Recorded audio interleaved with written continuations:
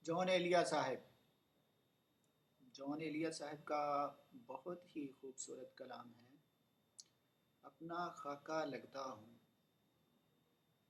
بھئی اپنا خاکہ لگتا ہوں، ایک تماشا لگتا ہوں۔ آئینوں کو زنگ لگا، اب میں کیسا لگتا ہوں؟ کیا تم کو اس حال میں بھی کیا تم کو اس حال میں بھی میں دنیا کا لگتا ہوں؟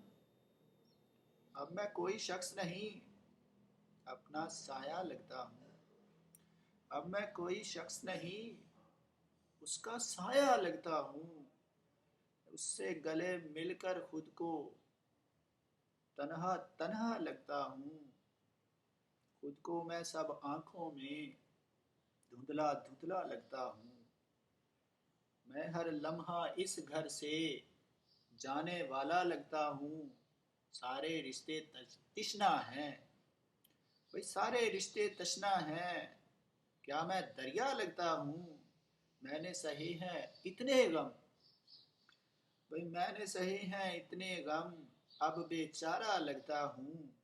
اپنا خاکہ لگتا ہوں، ایک تماشا لگتا ہوں۔